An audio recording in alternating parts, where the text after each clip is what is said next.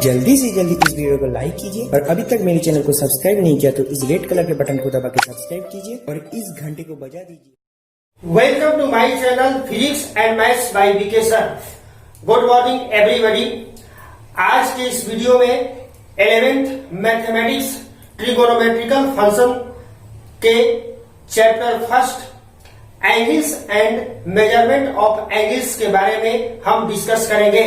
जैसा कि आपने रेखा गणित में पढ़ा है कि किसी बिंदु से दो किरणें निकलती है तो कोण बनता है, लेकिन यह परिभाषा बहुत ही सीमित है। जूनियर क्लासेज में न्यून कोण, अधिक कोण और पुनर्युक्त कोण के बारे में पढ़ा। कोणों का मान 0 से 360 डिग्री के बीच या 360 डिग्री तक होता है, लेकिन अब आप इंटरमीडिएट में 360 डिग्री से भी एबव के एंगल्स के बारे में जानेंगे और इसके साथ ही साथ रेखा गणित में आपने केवल धनात्मक कोणों के बारे में जाना। त्रिकोणमिति में केवल पॉजिटिव एंगल यानी धनात्मक कोण से काम नहीं चलने वाला है, इसमें निगेटिव एंगल अर्थात ऋणात्मक कोण भी महत्वपूर्ण होते हैं। Angle definition of angle. त्रिकोणमिति में किसी समतल में किसी प्रांत बिंदु के चारों ओर घूमने से किरण द्वारा कोण बनता है। अब हम यह जानेंगे कि एंगल का मान कब पॉजिटिव होता है और कब निगेटिव होता है। उसके लिए हमें दो शब्दों को जानना होगा, क्लॉकवाइज और दूसरा एंटी क्लॉकवाइज। क्लॉकवाइज का मतलब हुआ घड़ी के सुई के अनुकूल दिशा। एंटी क्लॉकवाइज का अर्थ हुआ घड़ी के सुई के घूमने के विपरीत दिशा। जब कोई भ्रमण रेखा घड़ी के सुई के अनुकूल दिशा यानी क्लॉकवाइज डायरेक्शन में घूमती है तो एंगल का मान निगेटिव होता है। ठीक इसके विपरीत अगर कोई भ्रमण करने वाली रेखा घड़ी के सुई के विपरीत दिशा में अर्थात एंटी क्लॉकवाइज डायरेक्शन में घूमती है तो कोण का मान पॉजिटिव माना जाता है। मेजरमेंट ऑफ एंगल्स, कोणों की माप। अब हम यह जानेंगे कि कोणों को मापने के लिए किस किस सिस्टम का प्रयोग होता है। तो कोणों को मापने के लिए प्रायः 3 तरह के सिस्टम का प्रयोग किया जाता है। First degree system, second grade system और थर्ड रेडियन सिस्टम।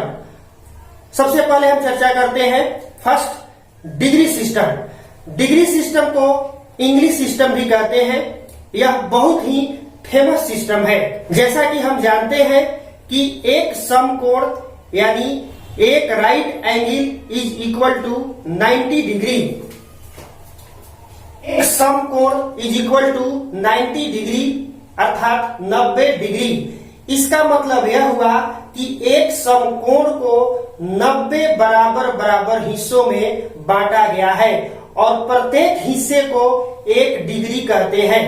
इसी तरह प्रत्येक डिग्री को 60 बराबर हिस्सों में बांटा गया है, इसे मिनट कहते हैं। 1 degree is equal to 60 minute. ये एक डैश जो है मिनट बताता है। ठीक इसी तरह प्रत्येक मिनट को 60 बराबर हिस्सों में बांटा गया है, इसे सेकंड कहते हैं। अर्थात 1 minute is equal to 60 second. ये डबल डैश सेकंड बताता है और सिंगल डैश मिनट बताता है। अब हम जानेंगे ग्रेड सिस्टम के बारे में। ग्रेड सिस्टम एक फ्रांसीसी सिस्टम है। इसमें एक समकोण इज इक्वल टू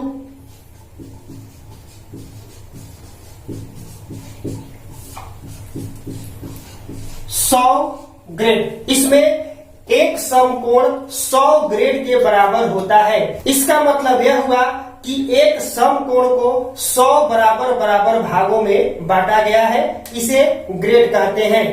एक grade is equal to 100 minute अर्थात एक ग्रेड को 100 बराबर हिस्सों में बांटा गया है और 1 minute is equal to 100 second अर्थात 1 मिनट को बराबर बराबर 100 भागों में बांटने से सेकंड बनता है। लेकिन इंटरमीडिएट सिलेबस में अब ग्रेड सिस्टम को हटा दिया गया है, इसलिए हम इस पर ध्यान नहीं देंगे। तीसरा है radian system. Radian, what is radian? Radian क्या है? उसके लिए हमें इस फिगर पर गौर करना होगा। यह एक सर्किल है। इस सर्किल का सेंटर O है और इसका त्रिज्या R है। हमने यहां से AB एक चाप की लंबाई ले लिया, AB को L मान लिया और B को सेंटर O से मिला दिया। यहां जो कोण बनता है उस कोण को हम रेडियन में इस तरह से डिफाइन कर सकते हैं। अगर किसी वृत्त में उसके त्रिज्या के लंबाई के बराबर लंबाई के चाप द्वारा सेंटर पर जो कोण बनता है उसे 1 रेडियन कहते हैं। अर्थात जब त्रिज्या का मान और चाप की लंबाई का मान दोनों एक समान हो तो सेंटर पर 1 रेडियन का कोण बनता है। अब हम पाई को डिफाइन करेंगे। जैसा कि आपने जूनियर क्लासेस में पाई के बारे में जाना है। अगर किसी वृत्त के परिधि और उसके व्यास को अनुपात निकाला जाए तो वह एक कांस्टेंट राशि प्राप्त होती है। इसी कांस्टेंट राशि को पाई कहते हैं, जिसका वैल्यू 3.14 या 22/7 होता है। अब हम इस चैप्टर के सबसे इंपॉर्टेंट सूत्र पाई रेडियन बराबर 180 डिग्री साबित करेंगे और इसके साथ ही साथ यह भी जानेंगे कि रेडियन एक कांस्टेंट एंगल है, एक अचर कोण है। इस सूत्र की सहायता से हम डिग्री को रेडियन में और रेडियन को डिग्री में इंटरचेंज कर सकते हैं। मान लेते हैं कि एक सर्किल है जिसका सेंटर O है। इसकी त्रिज्या हमने R मान लिया। अभी अभी हमने रेडियन के परिभाषा में बताया कि अगर चाप की लंबाई त्रिज्या के लंबाई के बराबर हो तो सेंटर पर 1 रेडियन का कोण बनता है। तो हम यहां चाप ले लेते हैं B, AB चाप की लंबाई को भी R मान लेते हैं ताकि सेंटर पर अर्थात कोण AOB का वैल्यू 1 रेडियन प्राप्त हो। अब हम AO को आगे बढ़ाते हैं।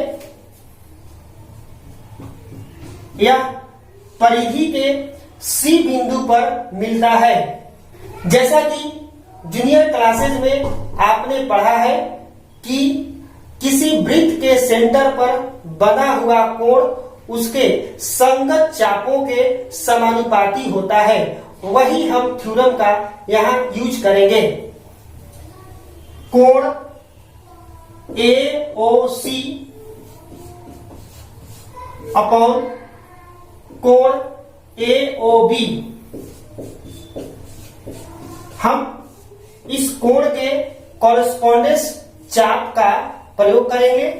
कोण AOC का चाप है ABC और कोण AOB का चाप है AOB का चाप है AB।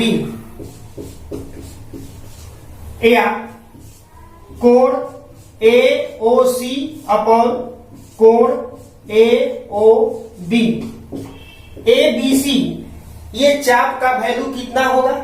इस वृत्त के पूरे परिधि का आधा अर्थात 2 पाई r का आधा पाई r। और AB चाप का वैल्यू r के बराबर होगा, त्रिज्या के बराबर होगा। r हमने लिख दिया, r से r कैंसिल हो गया। या कोण AOC अपॉन कोण AOB को हमने ज्योमेट्री के हिसाब से 1 रेडियन वैल्यू माना है। Radian is equal to pi, या cross multiplication pi radian is equal to angle AOC, और ये AOC हाफ सर्किल बन रहा है जिसका वैल्यू 180 डिग्री होगा। इसलिए pi radian is equal to 180 degree, या 180 degree is equal to pi radian.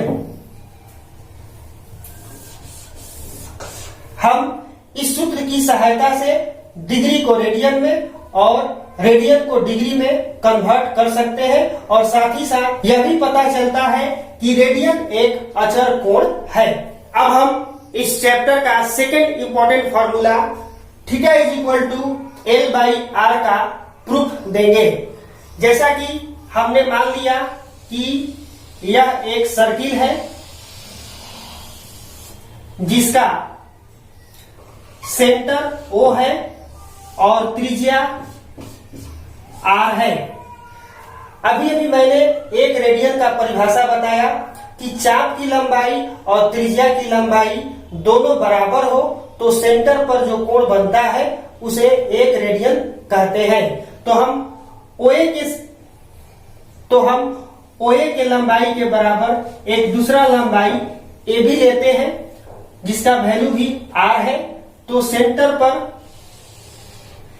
अर्थात कोण AOB का मान 1 रेडियन होगा।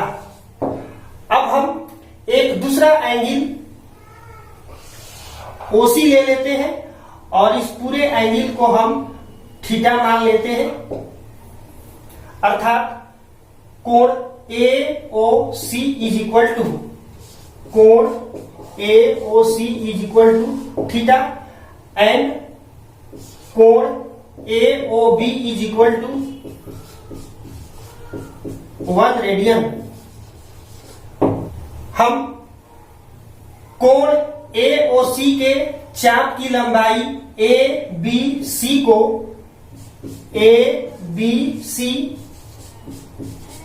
चाप ABC को L मान लेते हैं।